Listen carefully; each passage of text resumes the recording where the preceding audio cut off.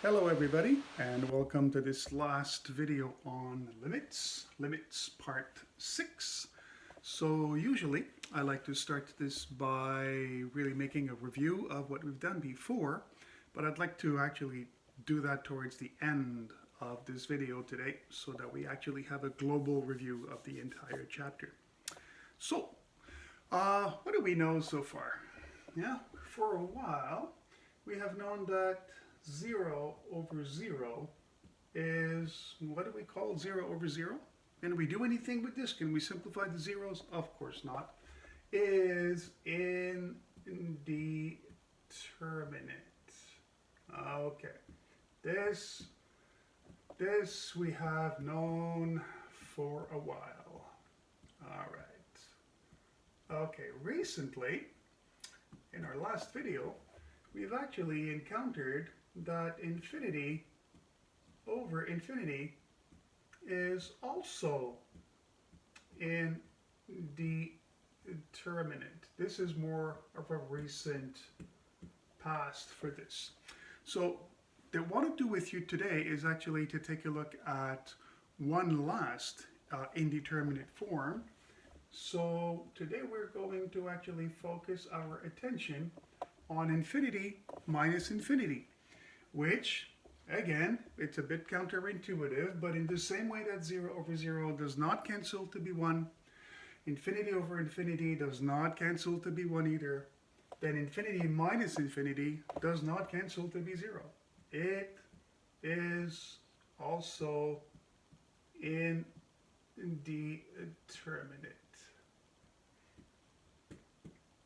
Okay, so we can put a check mark to this guy here because this we've done. We've treated it like quite a lot. This check mark. And now today we're going to take a look at this one here. So I'd like to introduce this with an example. So example 1 of this infinity minus infinity situation, we shall be evaluating the limit as x approaches, let us say, 4 of 2x squared over x minus 4 minus 8x over x minus 4. Okay, well, by now you know pretty well how these limit problems begin, right?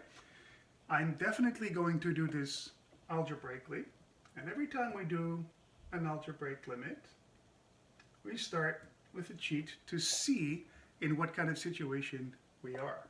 Replacing x by 4 in here, I'm going to get 4 squared is 16 times 2, 32 over 4 minus 4, 0. And here is again 4 times 8, 32 over, again, 4 minus 4, 0. Now, we know better than this, like 32 over 0.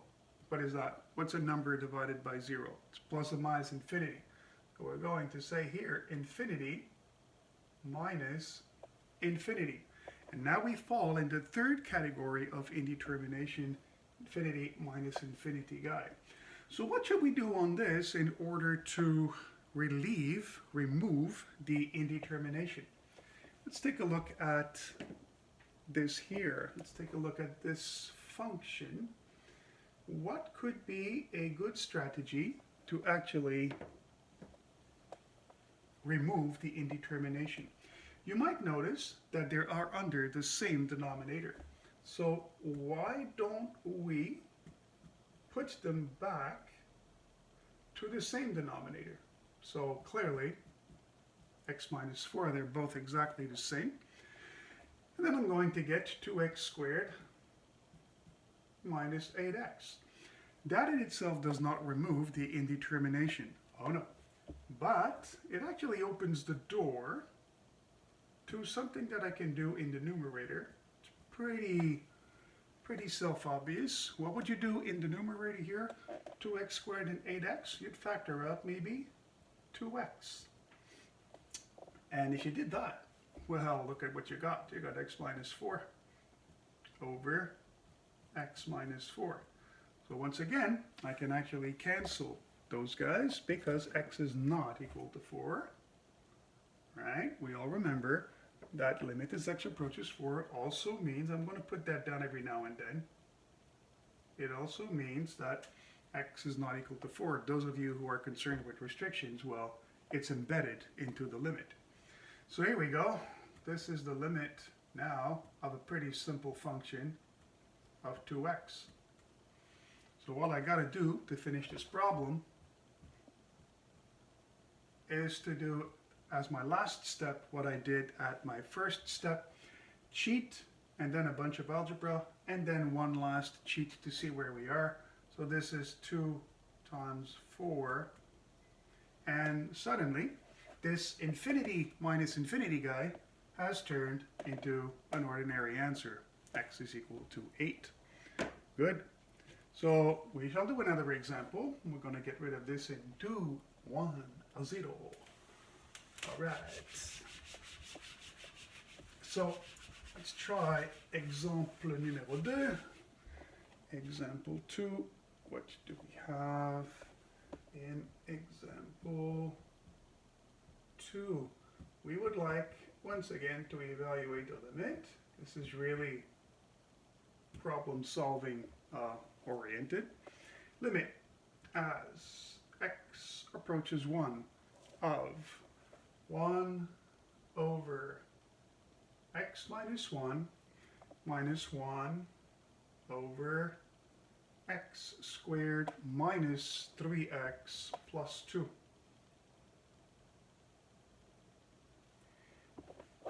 All right, new limit. So how do we begin this? What's the first thing we do? Yes, we cheat in order to figure out in what kind of situation are we. 1 over 0 for the first one, pretty trivial. And 1 over, what is all this? 1 squared is 1 minus 3. 1 minus 3 is minus 2. Minus 2 plus 2, 1 over 0. Oh, that's infinity.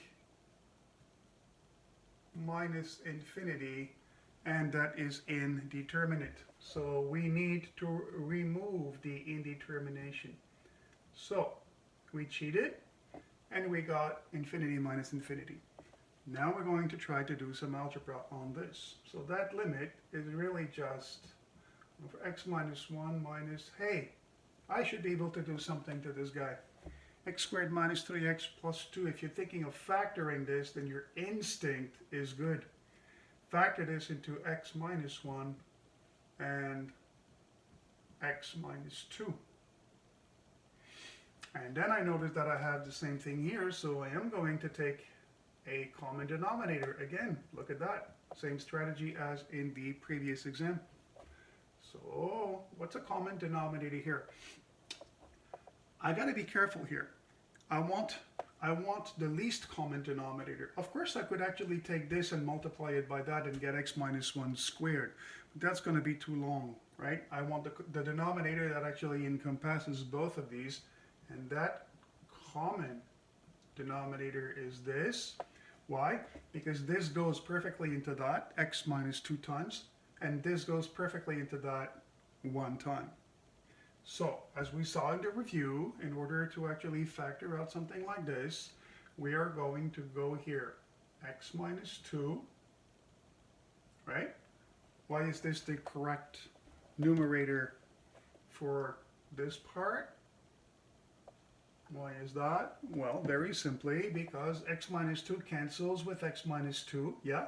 And I'm left with 1 over x minus 1, which is this guy. Why?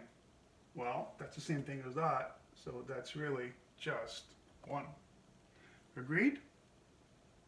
Okay, so what do we got here? We got limit as x approaches 1 of x minus 2 minus 1 is x minus 3 over x minus 1 and x minus 2.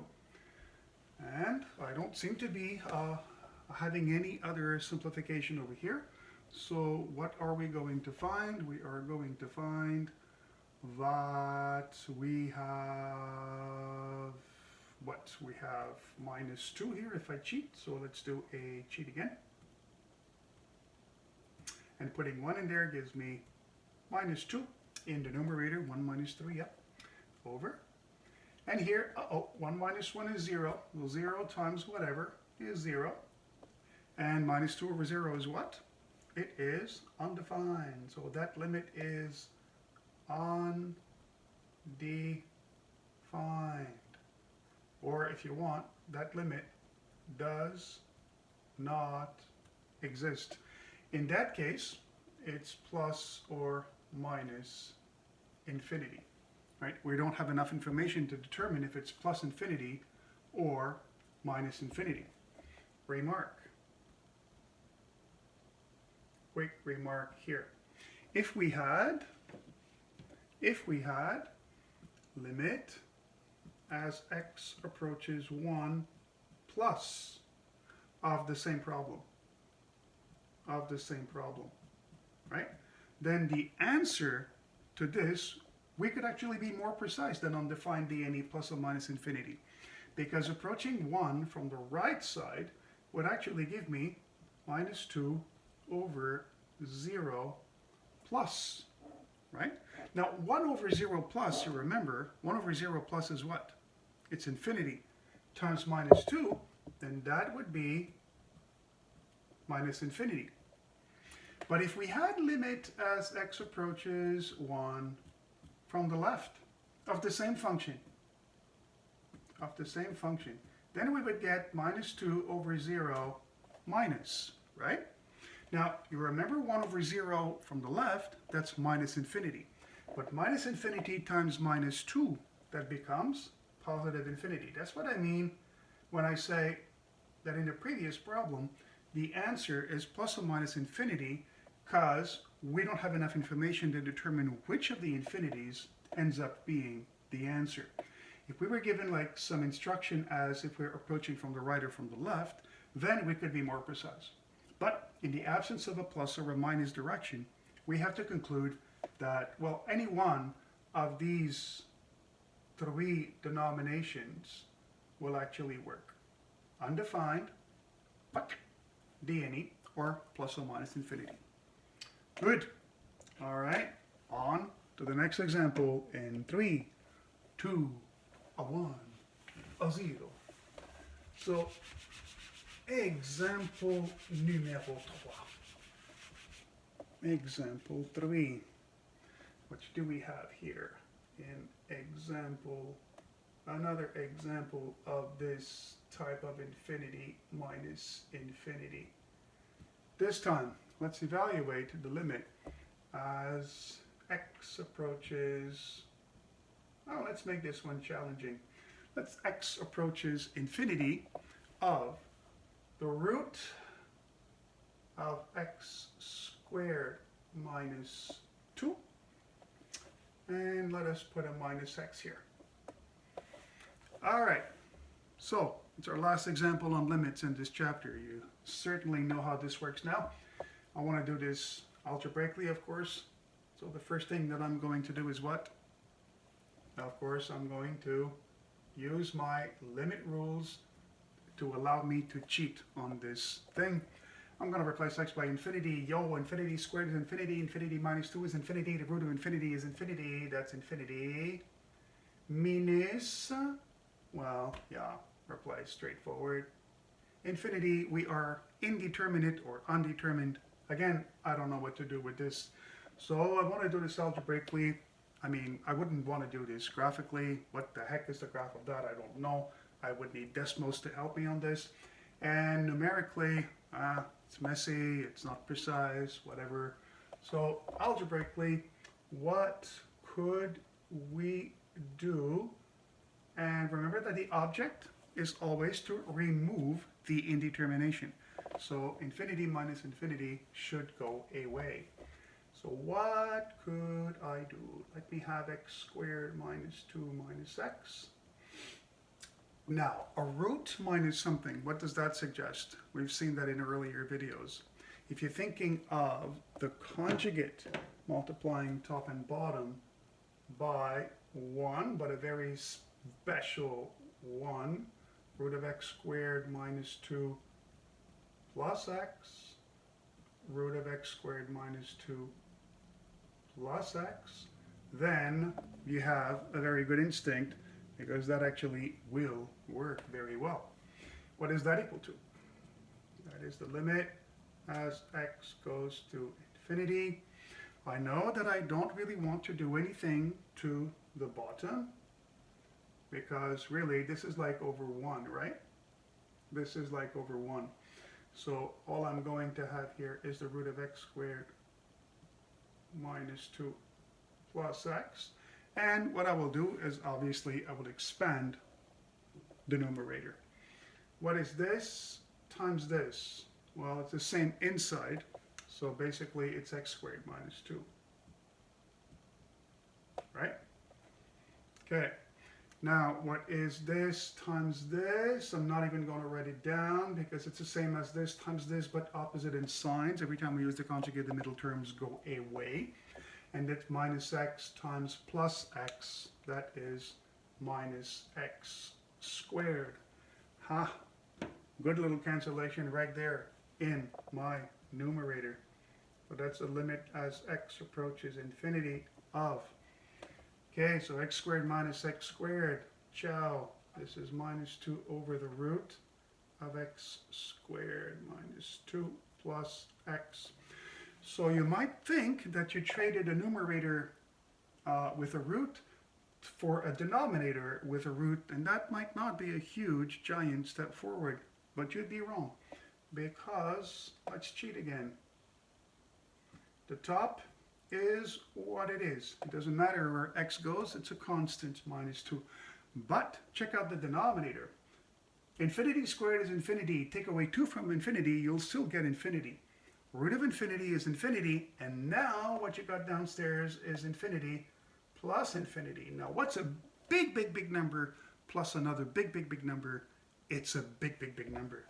That is minus 2 over infinity. See, infinity minus infinity, that's undetermined. Infinity plus infinity, that is not undetermined. So what is the final answer to this problem? We know that if you divide a number by infinity, you actually get 0. Good. So enough of this for now. When we actually meet in class, we'll actually have a chance to do a couple more of these indeterminate forms. But for now, I basically want to see if I can wrap up this chapter. There's a lot of information that's been passed on over the last 6 videos. So getting rid of this now in 3, 2, 1.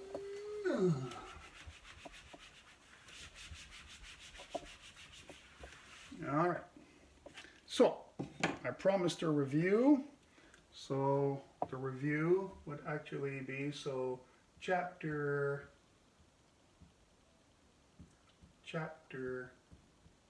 review.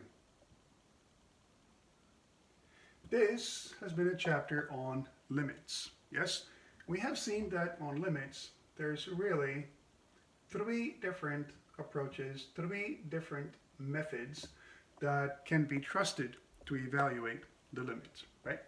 So, first of all, the numerical one. That's the first one we started off with. Numerical limits. Okay, so that one is actually not my favorite one. Why? Well, it's kind of easy to make a calculation mistake, right? Especially if the function is complicated and has a lot of substitution with like decimal numbers. So when it's easy to make a mistake like this, I don't know. I'm going to consider this to be the last one to try.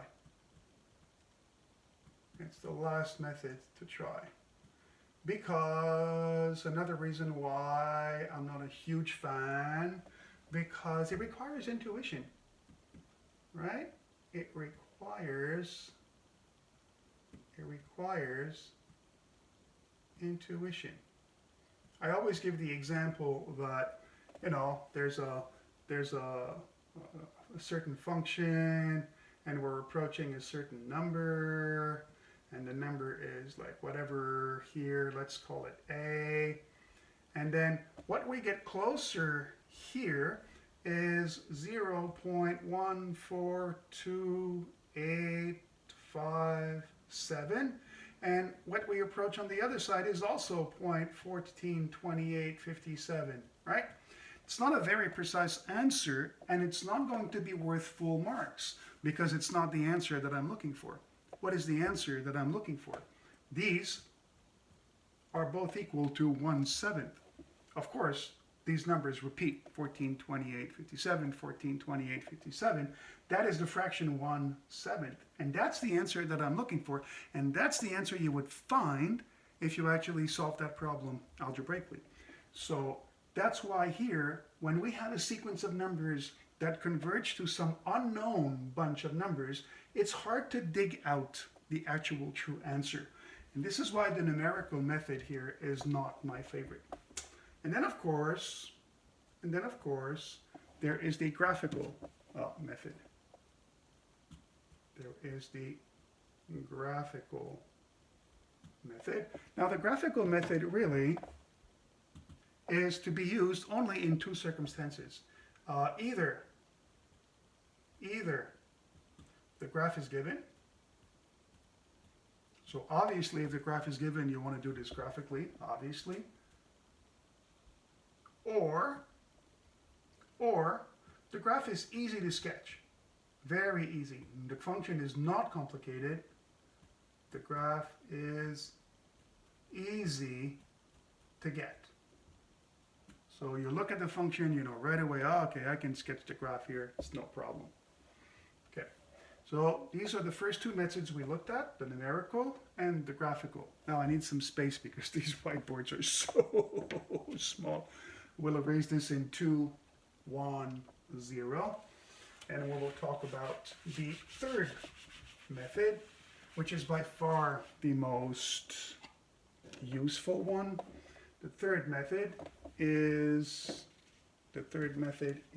algebraic.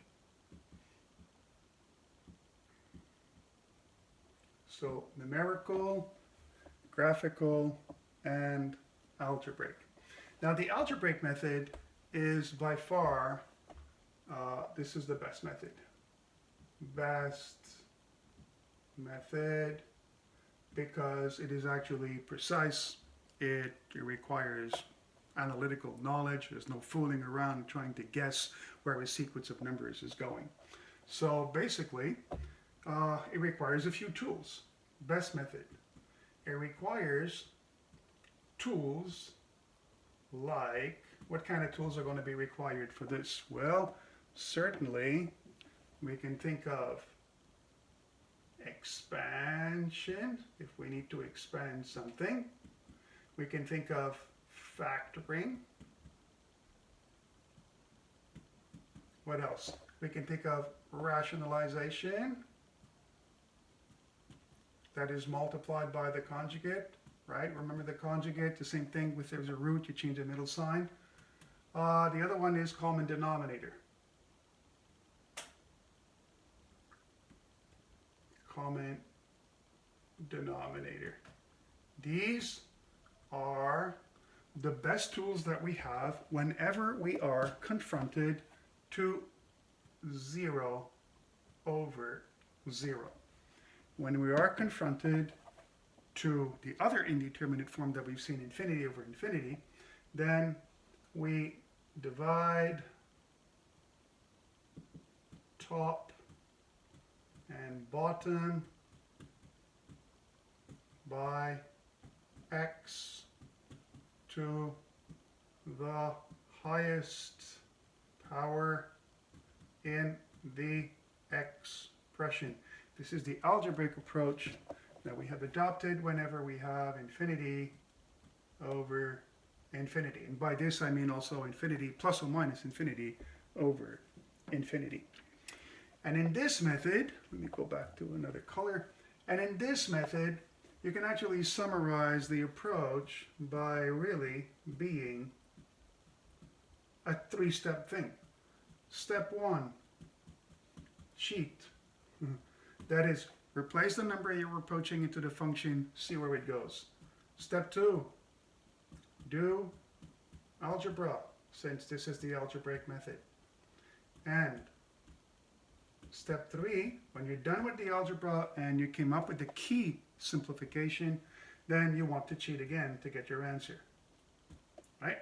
So cheat, algebra, cheat is pretty much the ticket for this sort of thing. Okay, a couple of more remarks and we're done with this. So 3, 2, 1, goodbye.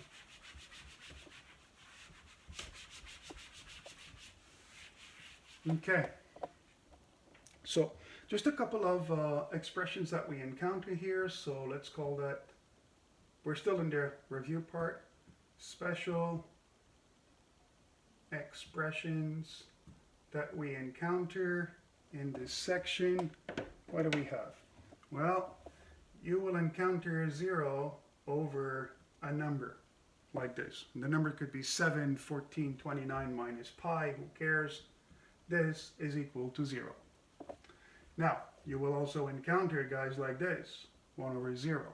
Oh, 1 over 0, as we saw, just like in the last example, is either does not exist, which means there's no limit, or the limit is undefined, that means the same thing.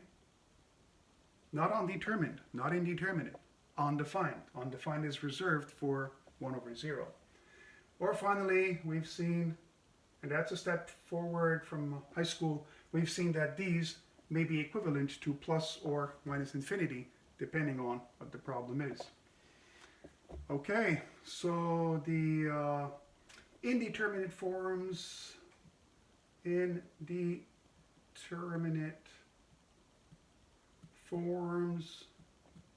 that we have seen in here, we have seen 3 of them. We have seen 0 over 0. We have seen infinity over infinity. And today we have seen infinity minus infinity. These are just the beginning of a problem. They are never our final answer. We always have to, when we meet those guys, we have to remove the indetermination and go to the real answer. So, what else could I tell you here in black? Also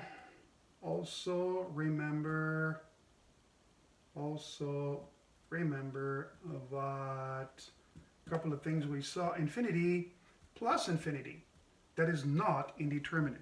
Infinity plus infinity, big number plus big number is big number. Also, remember that infinity times infinity. So big number times big number. No ambiguity here. This is big number. So we still have different situations to look at. I mean, there's still some special type of problems that we haven't really had time to take a look, but that's why we actually go on Zoom and we meet and we work out some more.